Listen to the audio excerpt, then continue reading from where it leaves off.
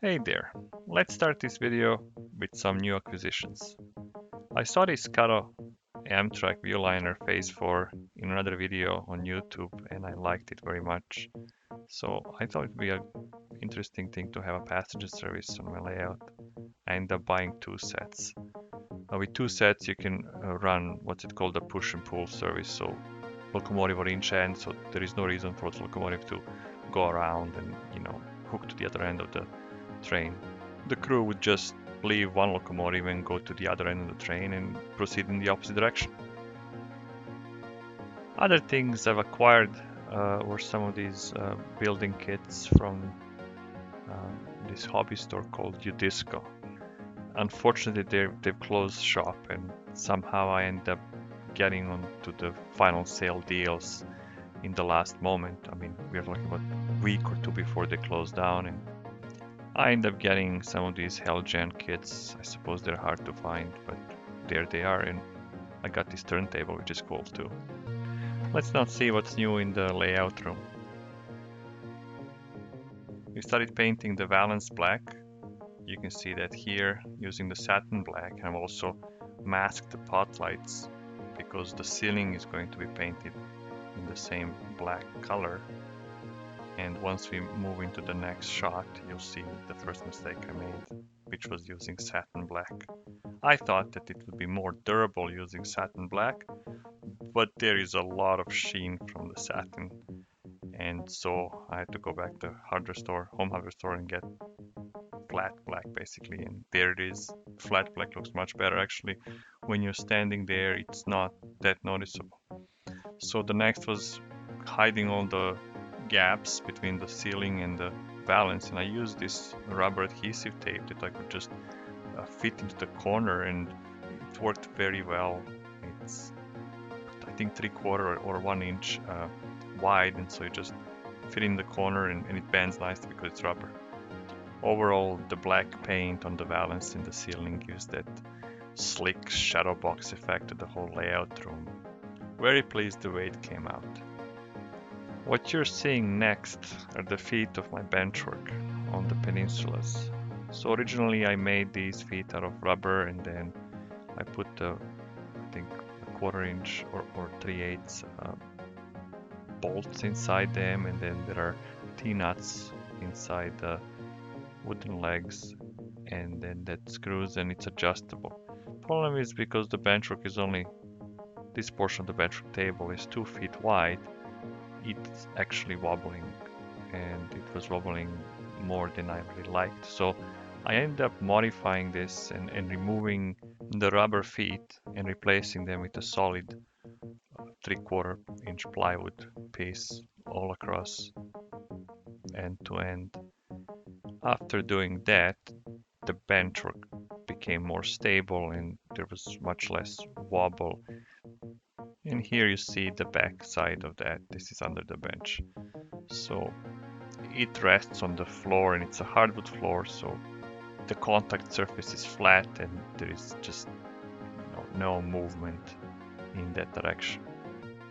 The biggest concern is if somebody passes by and pushes the benchwork would move laterally, and with rubber feet, I think that was just not acceptable. The contact surface is now much larger between the bench and the floor, and it looks more stable and more sturdy. So we'll see what happens. Hopefully it doesn't go anywhere. Next project to tackle was a lift gate at the entrance to the layout room. And in previous videos I've shown you the build of just the basic frame, but here there is the door handle that is going to be used for unlocking and lifting the gate.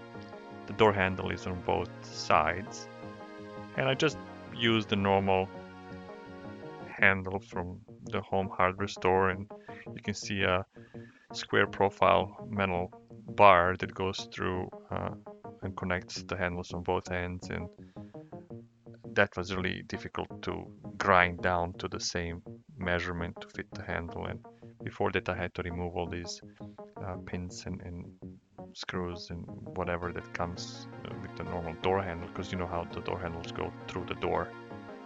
And so this was something that was not really meant to be this way. And then the next thing I was using is these door bolts with the spring, and they are supposed to mount inside the gate, and then the hole would be drilled through the gate, and then the pin would go into the jamb of the door and hold the gate up in the upwards position when you want to engage or I suppose disengage the gate and go through. Otherwise, this would have been one of those duck unders that nobody likes. That's really a painful thing to do. I'm also going to use the steel wire to connect between this rectangular or square bar and connect it to the door bolts. And now you can see the gate in the upper position, so there was a need to measure and align both ends and then drill through the gate to figure out where the door bolts, the spring bolts, are going to be attached inside. So I took the gate down and installed the door bolts, and you can see it's moving pretty well now. At the first try, the hole for the pin was too small and it was getting stuck there, and so I had to make the hole bigger. You can see those 4 other holes that I drilled on the opposite end. They were used to actually screw these door bolts to the gate, and that was also kind of tricky because I had to find out exactly where to drill these holes so that they will line up, and my screwdriver had to go through, and then just part of the process. Fast forwarding a couple of hours, and there is the finished product. Both door bolts have been wired using the steel wire, and I made that aluminum L-shaped adapter that is connected to the square bar, and that basically transfers the motion of the handle to the bolts. A couple of hours later again, the gate is back in place. I've drilled the door jambs and installed these short L brackets through which the pins will rest on, so that it doesn't wear down the actual wood of the jamb, because the jamb is just MDF. And here those door bolts again, everything is in place, and inaugural test. Oh, it got stuck a bit, but there it is. The pins are locking and everything is in place.